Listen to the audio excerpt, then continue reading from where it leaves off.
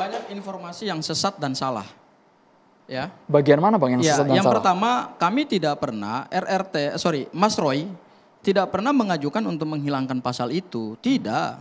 Jadi tadi kalau dikatakan bahwa ini kalau dihilangkan nanti membahayakan martabat seorang presiden warga negara, mohon dibaca dan didengar dengan baik-baik. Permohonan di MK itu bukan untuk menghapus ketentuan pencemaran nama baik di dalam KUHP kita. Tidak. Yang diminta adalah mahkamah memberikan penafsiran konstitusional bersyarat. Kemudian memberikan penafsiran komprehensif terkait dengan ketentuan pasal pencemaran nama baik dan fitnah. Itu sudah hal yang diuji pertama. berulang kali Bang. Celahnya di mana Nanti Bang? saya jawab. Dikatakan bahwa ini sudah diuji berkali-kali, itu yang diuji adalah pasal 310 dan pasal 311 KUHP yang lama. Kita lupa bahwa pengujian di Mahkamah Konstitusi itu tidak selalu kaku. Hukum itu dia progresif. Dan dia bisa berubah tergantung daripada suatu keadaan kebutuhan hukum. Dahulu berapa kali beberapa undang-undang politik diuji di MK gagal. Misalnya soal presidential threshold. Pada akhirnya kan MK membuat satu terobosan hukum baru.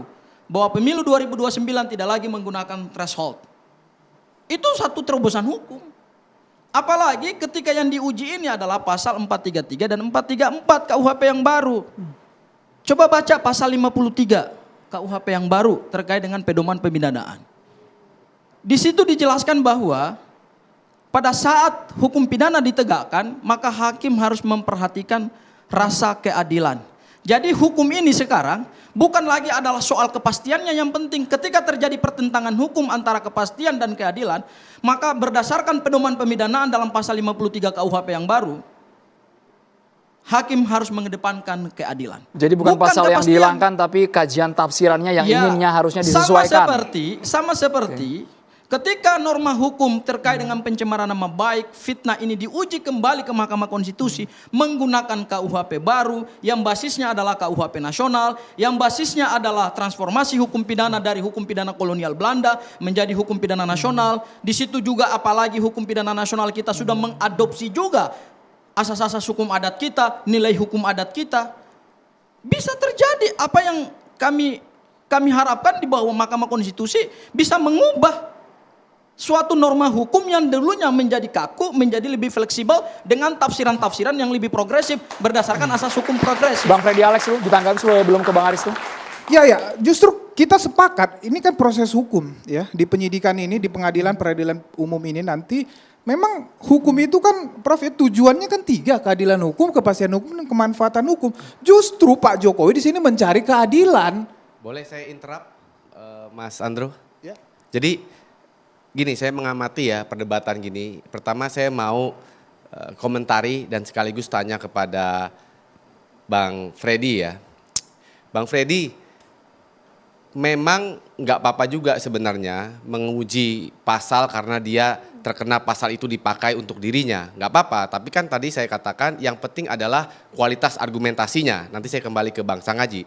Yang kedua, soal persoalan pidana ini ya, Bang Freddy ini kan mungkin ring satunya Pak Jokowi kali ya.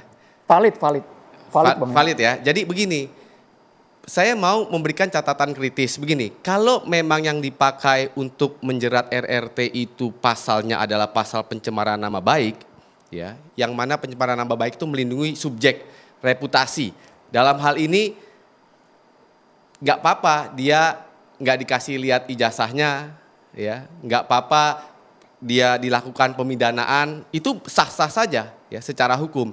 Tetapi kalau yang dipakai adalah pasal tentang integritas data, itu kan bicara objek, yaitu bicara ijazahnya itu sendiri. Nah, baiknya kalau mau menjerat orang dengan pasal integritas data yang ancaman hukumannya lumayan tuh 8-12 tahun, kenapa nggak coba mungkin bilang ke Poldanya atau ke Pak Jokowinya, diberikanlah akses mereka ya untuk melihat ijazahnya. Kemarin kan diberikan aksesnya kan hanya dilihat sebentar saja. Dilihat biar mereka mengeksaminasi atau ditunjuk pihak ketiga supaya kalau ternyata betul-betul laporan independennya mengatakan ini asli, mereka dikasih yang namanya trial penalty. Apa itu trial penalty? Dikasih hukuman yang paling tinggi. Karena udah tahu ini asli masih ngeyel terus. Gitu ya kira-kira yang pertama. Nah yang kedua saya mau ke bangsa ngaji nih. Ini soal, betul tadi cerita soal MK, Antasari Azhar, betul. Tapi saya mau masuk lebih teknis lagi tentang logika argumentasinya. Tadi Bang Freddy mengatakan ke bangsa ngaji soal pasal tadi ya. Apakah ini kebebasan berekspresi, opini, atau ini pemukaman kritik. Nah justru kan kalau kita peras itu argumentasinya di MK, mau mengatakan begini, sederhananya, ada garis batas antara kebebasan berekspresi dan garis batas antara kejahatan. Ya. Halo guys, selamat datang di akun saya. Mari kita review komentar-komentar para netizen terkait video tersebut. Freddy ini kebanyakan makan uang haram. Demi Allah gue gak ikhlas pajak yang gue bayar buat bayar gaji lu sebagian komisaris Fred. Fred parah, kacau nih Projo, gak bisa apa-apa. Freddy argumennya kelihatan penjilatnya. Argumen termul dari dulu tidak ada yang bermutu. Fred ayo ngotot dan sangga kok diam saja dikuliti kok nggak bentah kalah ilmunya. Sudah dijelaskan dengan panjang lebar masih nggak paham juga. Termul. Logika Projo para kasen terpaksa jungkir balik untuk mempertahankan argumentasinya. 2 kali pernyataan Rektor UGM Tangis dan bulan yang berbeda juga, tanggal dan bulan yang berbeda juga harusnya cerdas. Orang cerdas berpendidikan tinggi sudah bisa menyimpulkan. Wak termul, cocote. Termul hahaha. Nepal kan Freddy Damanik. Dialah pembuat onar di negeri Pertiwi ini dengan omong-omongannya yang penuh fitnah. Ini baru pengacara top tegas cerdas kaum termul, dengar kamu agar tidak dungu maju terus Pak Basri. Sang Haji memperjuangkan kebenaran. Freddy asal ngejiplak, argumennya lemah. Ijazah asli bodongnya, sekosong otak-otaknya. Termul yang penting isi rekenil. Sikat abis bung sang Haji. Termul memang harus diskatmat telak habis. Udah skatmat aja termul tetap ngeyel. Waduh penonton ini cerdas mul. Tahu mana argumentasi berbobot, mana yang asal mangap. Nggak ada mekanisme kepala peyang sesama anak bangsa, hanya sebuah ijazah ditunjukkan depan publik selesai. Projo udah buta hati buta mata. Yang termul percaya adalah duit. Sang Haji pengaca yang pintar. Asli palsu no debat termul dungu.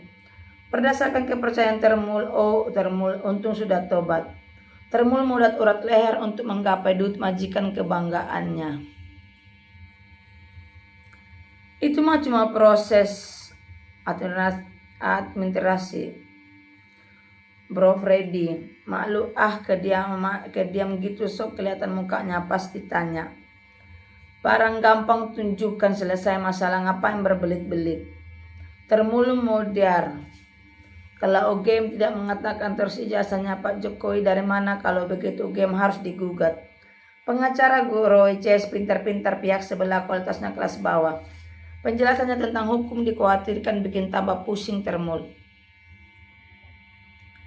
Dengan bertele-tele dan membulatnya, Jokowi sebagai pejabat publik yang wajib menunjukkan jasanya secara jujur dan transparan ke seluruh rakyat NKRI demi terciptanya keamanan, kedamaian juga berakhirnya kegaduhan yang terjadi terkait polemik ijazah dia. Kami menilai bahwa sikap Jokowi sangat buruk dan tidak negarawan. Justru malah membuat gaduh dan yang memicu adu domba dan terpecah belahnya seluruh rakyat NKRI.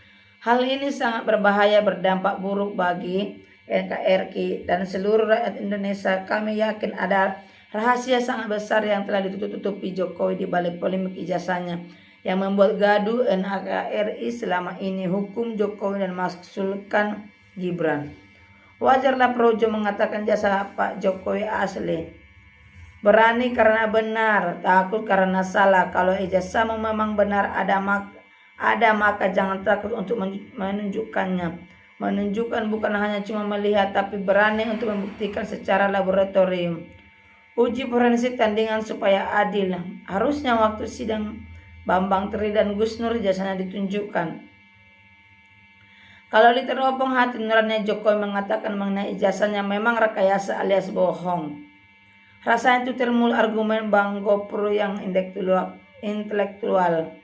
Bang sengaja setiap argumentasinya tidak mutar-mutar, jelas dan padat. Tolong dong rektor UGM bilang ijazah Pak Jo asli, jadi penasaran. Lucu belum pernah lihat jawab. Tidak ada kejahatan yang sempurna meski ditutupi dan direkayasa akan meninggalkan jejak. Karena kejahatan bertentangan nilai kemanusiaan yang adil dan beradab. Ingat hukum karma berlaku. Penjilat mana tahu moral nalar bang, yang ada tai dan uang. Ini baru orang cerdas bisa membedakan mana yang opini, mana yang fakta. Kelihatan di sini siapa yang penalarannya rapi dan siapa yang kusut.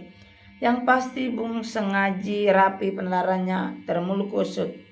Skripsi aja dikejar sudah keok. Kasihan jadi jongosnya Jack dipermalukan sampai tak punya urat malu. Nerocos tapi jong. Menyala abangku Bang Abdul Ghafur Sangaji, cerdas dan cermat. RRT RRK entim mantap. Sengaji top cerdas, cadas bikin termul melongo. Itulah pekerjaan komisaris. Freddy nggak logis, kalau legalisir kan harus dilihat prosesnya juga. KPU udah bilang nggak pernah lihat ijazah asli, lalu gimana kita bisa percaya lembaga KPU? Demikian juga UGM yang nggak pernah bilang mereka meneliti ijazah KW dan yakin asli. Freddy makin kocak, kagak mutu pisan argumennya. Penelitian boleh salah tapi nggak boleh bohong. Mantap, yang benar kalah karena pembohong. Termul kacamata dihajar habis-habisan, KO berguling-guling dihajar pengacara RRT. Sang penguasa sangat kuat. Udah tahu palsu. Sang Haji orang hebat, komentarnya mencerahkan publik. Semangat terus Pak Sang Haji, terlihat kualitas Anda sangat jauh di atas yang lain-lain, bravo. Freddy ini nggak nyambung atau nggak pernah ngikuti debat sebelumnya ya, masih saja membulat bicara yang nggak malu Fred. Sampai detik ini aku belum yakin kebenaran akan dimenangkan oleh para penegak hukum. Ngeri betul ku tengok ini para pembela kejahatan. Silat lidah pengacara sekelas Ngaji hanya sebatas menjebak pernyataan lawan. Sama juga halnya kalau seseorang dituduh mengedarkan uang palsu, maka solusinya harus diperlihatkan di depan penegak hukum dan pihak-pihak yang merasa dirugikan. Mereka, pemerintah yang mengeluarkan mata uang sebagai alat bukti, sebagai alat tukar sah, harus bisa membuktikan keaslian mata uang yang berada di masyarakat. Cuma percaya doang tapi nggak pernah melihat sama juga bodong. Masukin penjara aja ini Ferdi. Lihat lagi lah Sang Haji rektor UGM menyebut asli kok. Karena harga diri dan martabatnya sudah dihancurkan oleh dirinya sendiri.